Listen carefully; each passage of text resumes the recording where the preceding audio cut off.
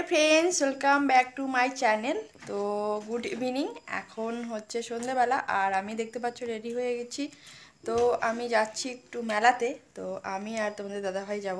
তো আমি রেডি হয়ে গেছি আর তোমাদের দাদাভাই এইমাত্র বাড়িতে আসলো। তো ও এখন রেডি হবে। তো অনেক দিন থেকে ব্লগ দেওয়া হয় না, তো ভাবলাম তাহলে আজকে যেহেতু মেলায় যাচ্ছি সেই জন্য আজকে ব্লগটা তোমাদের সাথে শেয়ার করি। তো মেলায় যাব, পুরো রেডি রেডি হয়ে মেলায় যাব। তো মেলায় গিয়ে তোমাদের সাথে দেখা হচ্ছে, তোমরা পুরো ব্লগটা দেখতে থাকো।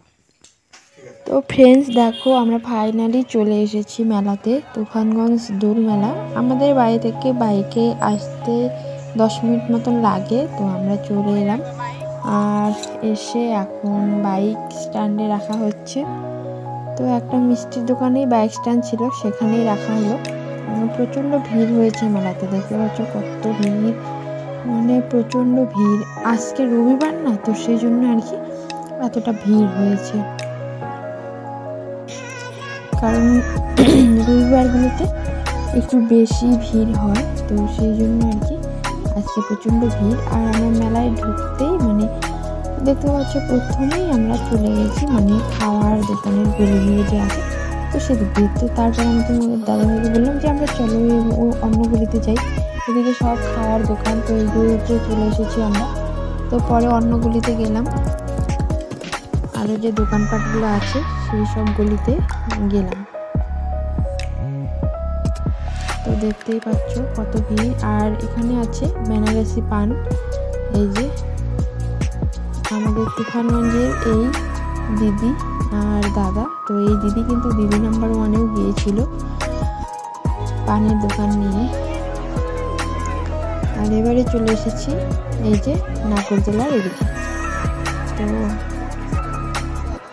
দেখতে পাচ্ছ কত ভিড়, প্রচণ্ড ভিড় হয়েছে। আর কি বলতো, আমি না কোনো দিনও নাগরদোলায় উঠিনি। তো এটা সব সময় আমি বলি যে আমি কোনোদিনও নাগরদোলায় উঠিনি। তো এটা শুনে তোমাদের দাদাভাই বললো যে চলো তাহলে আজকে তোমাকে আমি নাগরদোলায় চড়াবো। তবে কি বলতো, নাগরদোলায় আমি চড়িনি কোনোদিনও, আমার ভয় লাগে।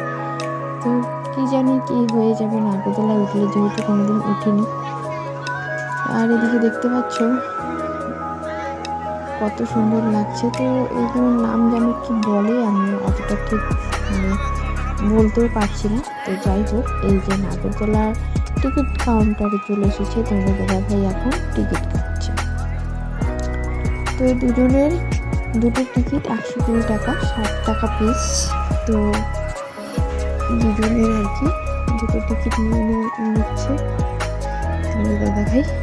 তো আমি খুবই এক্সাইটেড এবং ভীতু, কারণ প্রচণ্ড ভয় লাগছে আমার। আবার কোনোদিন নাগরদোলায় চড়িনি, আজকে চড়বো, কীরকম এক্সপিরিয়েন্স হবে, তো সেটা ভেবে একবার পুরো এক্সাইটেড আছি, তারপর আবার ভয় লাগছে, প্রচণ্ড ভয় লাগছে। তো দেখা যাক কি হয়, আগে তো গিয়ে উঠি, তারপরে দেখা যাবে কি হবে। তো এখন আমরা নাগরদোলার সিঁড়িতে দাঁড়িয়ে আছি, দেখতে পাচ্ছ প্রচণ্ড ভিড়, এখানে প্রচণ্ড ভিড়। নাগরদোলা ওঠার জন্য সবাই লাইন দিয়ে দাঁড়িয়ে আছে, তো সাথে সাথে আমরাও দাঁড়িয়ে আছি আর কি, প্রচণ্ড ভিড়ের মধ্যে দাঁড়িয়ে আছি।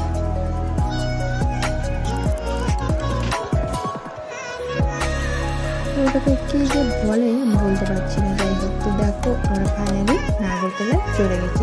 আর তখন আমার এত ভয় লাগছিল কি বলবো, মনে হচ্ছে মানে যখন উপরে উঠে খুবই ভালো লাগে, কিন্তু যখন নিচে নামে, নিচে যখন গোল গোল করে ঘোরে, তো যখন নিচের দিকে নামে তখন যা ভয় লাগে না, মনে হয় শরীর একদম ছেড়ে গেছে, মানে শরীরে কোনো রকম শক্তি নেই, মনে হয় আমাকে ছুঁয়ে ফেলে দিল এরকম লাগছে।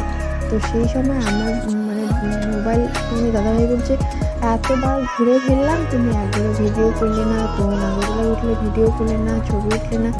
তো অনেক ভয়ে ভয়ে তোমাদের দাদাভাই আগে প্রথমে একটু ভিডিও করে দিয়েছে, তারপর আমি করেছি। তো তোমাদের দাদাভাই যখন ভিডিও করে, ও তো লম্বা লম্বি করে ভিডিওটা করেছে, তো সেই জন্য এরকমটা দেখা গেল।